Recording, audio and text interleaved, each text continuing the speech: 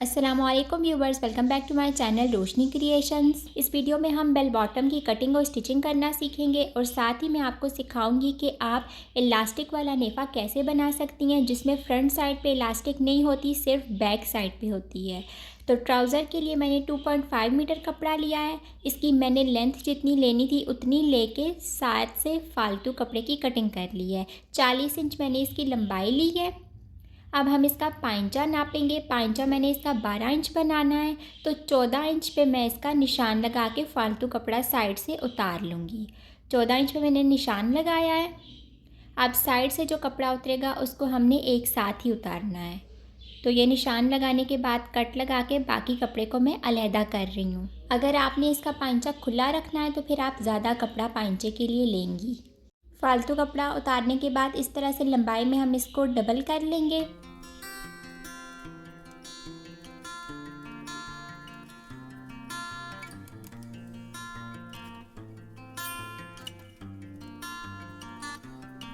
कपड़े को फ़ोल्ड करने के बाद अब हाफ़ इंच कपड़े की मैं बिल्कुल स्ट्रेट कटिंग कर लूँगी ताकि अगर कपड़ा ऊपर नीचे आया है तो वो बिल्कुल सीधा हो जाए।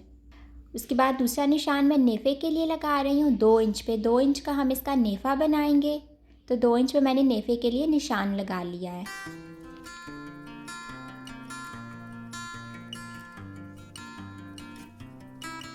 अब अगला निशान मैं इसका आसन का लगा रही हूँ 16 इंच पे। ये मैं आपको निशान लगाने का तरीका सिखा रही हूँ। निशान आप इस तरीके से लगाएंगी, लेकिन जो निशान है वो आप अपने नाप के हिसाब से ही लगाएंगी। तो इस निशान को भी हम सामने की तरफ से बिल्कुल स्ट्रेट लाइन लगा के इस तरह मिला लेंगे। अब अगला निशान मैं साइड से लगा रही हूँ 1 इंच का गैप रखते हुए। 1 इंच का गैप रखते हुए बिल्कुल स्ट्रेट लाइन लगा लेनी है। उसके बाद म्यानी की कटिंग के लिए यहाँ पे गोल निशान लगाना है, जिस तरह से हम आर्म होल का निशान लगाते हैं। अब नेफे को छोड़ के हमने इसकी टोटल लेंथ मेजर करनी है, तो 38 इंचेस आ रही है।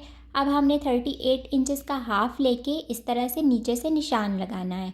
38 इंचेस का हाफ़ 19 इंच है, तो हम ये निशान 19 इंचेस पे लगा लेंगे। अब इस निशान को भी हम स्ट्रेट लाइन की मदद से दूसरी तरफ से जोड़ लेंगे। हर निशान हमने दूसरी तरफ इस तरह से बिल्कुल सीधी लाइन से मिला लेना है।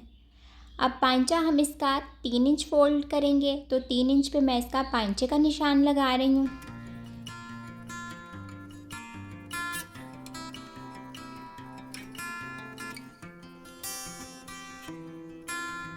पांचे का सीधा निशान लगाने के बाद अब हम इसकी चौड़ाई लेंगे। तो चौड़ाई मैंने जैसे कि आपको बताया था 12 इंच का बनाना है, तो साइड से 1-1 इंच पे मैं इसका निशान लगाऊंगी जो हमारा कटिंग में जाएगा। तो टोटल इसकी चौड़ाई 14 इंच थी। 12 इंच हमने सेंटर से लेके साइड से 1-1 इंच को निकाल लेना है। ये देखिए 1 इंच हमने यहाँ से रखा है। अब ऊपर जो हमने 19 इंच पे निशान लगाया था, यहाँ पे हम इसकी चौड़ाई 3 इंच लेंगे। दूसरी साइड से भी हमने इसकी चौड़ाई 3 इंच लेनी है। तो नीचे से 1 इंच और ऊपर से 3-3 इंच के मैंने 4 निशान लगाए हैं। अब इन निशानों को मैं आपस में मिला लूँगी।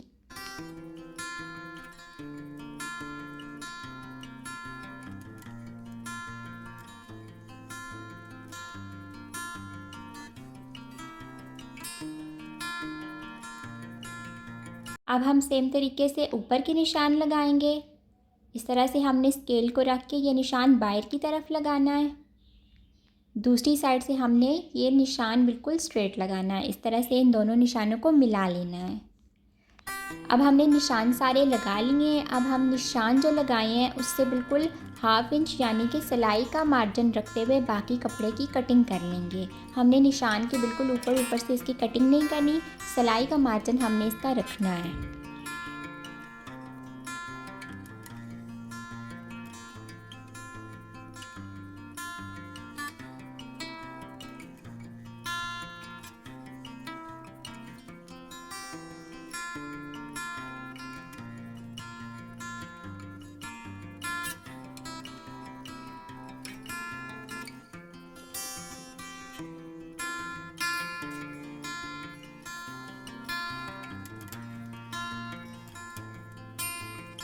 अब ट्राउज़र की मैं दोनों साइड की सिलाइयाँ लगा लूँगी, दोनों साइड्स की।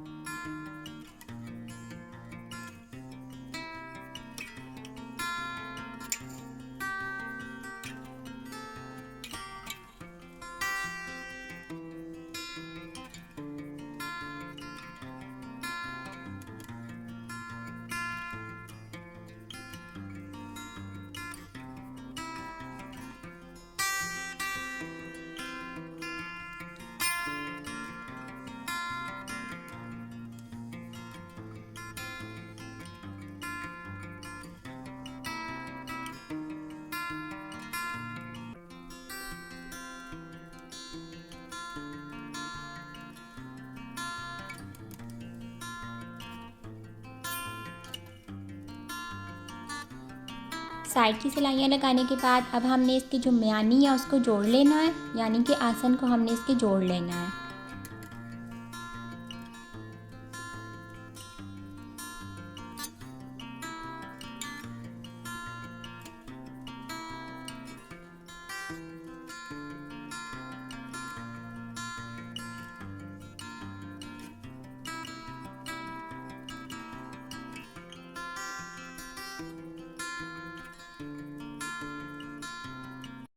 आसन को जोड़ने के बाद इस ट्राउज़र का सबसे मेन काम जो कि हमने प्लेट्स डालनी है वो करेंगे।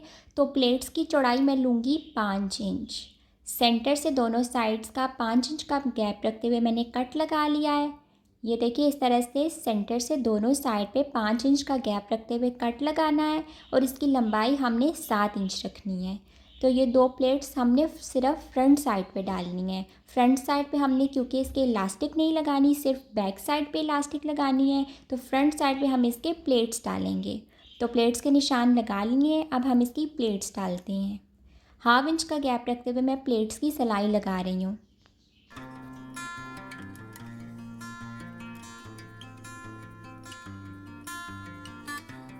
अब हम इसका नेफ़ा बनाएंगे, तो हाफ इंच कपड़े को फ़ोल्ड करके डबल कर लेना है। अब यहाँ पे आप देखिएगा कि मैं किस तरह से इसकी सिलाई लगा रही हूँ। जो हमने प्लेट्स डाली थी, एक प्लेट से हमने सिलाई लगाना शुरू करनी है और दूसरी प्लेट तक हमने सिलाई को रोक लेना है। अब 15 इंच लंबाई की मैंने इलास्टिक ली है, इलास्टिक को मैं लगाऊंगी। अब अपनी वेस्ट के हिसाब से इलास्टिक की लंबाई लेंगी। अब दूसरी प्लेट पे जहाँ पे हमने सिलाई को रोका था, वहाँ से ही हमने इस इलास्टिक को अंदर इंसर्ट करना है और इस तरह से हमने इसके ऊपर सिलाई लगानी है। हाफ इंच हमने इसके ऊपर सिलाई लगानी है। हाफ इंच जब हम इसके ऊपर सिलाई लगाएंगे तो ये फिर इलास्टिक निकलेगी नहीं। तो यहाँ पे साइड से ये सिलाई ऊपर की तरफ लेके जानी है और यहाँ पे हमने डबल सिलाई लगानी है। अगर सिंगल सिलाई लगाए तो इलास्टिक आसानी से निकल जाएगी, तो आपने यहाँ पे डबल सिलाई लगानी है।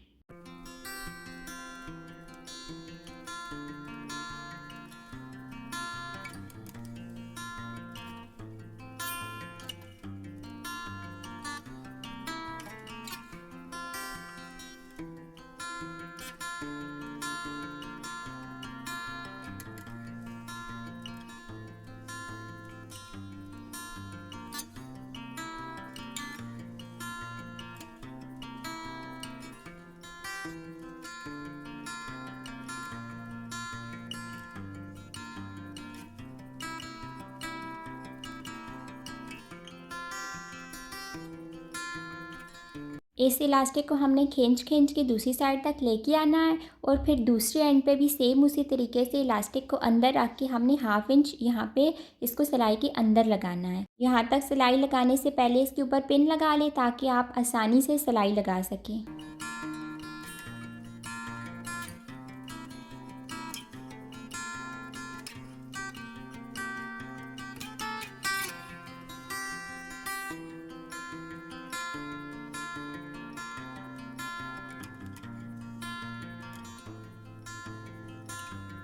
दोनों साइड पे डबल सिलाई लगानी है। उसके बाद अब हम इसके ऊपर भी सिलाई लगाएंगे।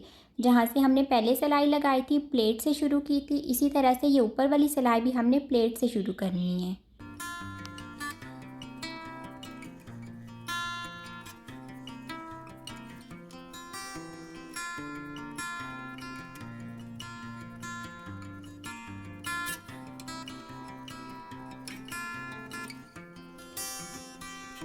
ये देखिए इसका नेफ़ा बन गया है। फ्रंट साइड पे इलास्टिक नहीं है और सिर्फ बैक साइड पे इसकी इलास्टिक है।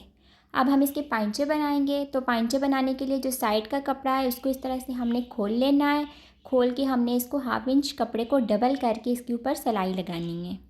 इसका साइड का कपड़ा खोल के सिलाई लगाना ज़रूरी है। अगर उसको आपने डबल ही छोड़ा तो फिर वो बुरा लगेगा। तो दोनों साइड से इस तरह कपड़े को आप ओपन कर लें और फिर उसके ऊपर सिलाई लगाएं।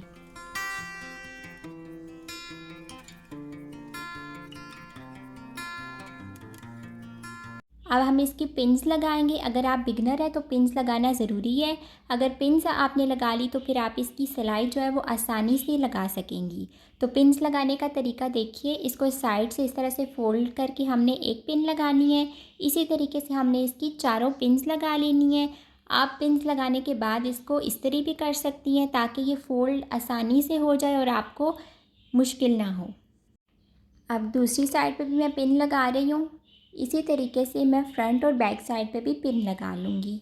पिन लगाने के अलावा दूसरा तरीका मैंने आपको बताया है कि इस्त्री करने वाला है। आप इस्त्री करके भी इसकी सिलाई लगा सकती हैं और पिन लगा के भी, और दोनों तरीके आप एक साथ भी इस्तेमाल कर सकती हैं।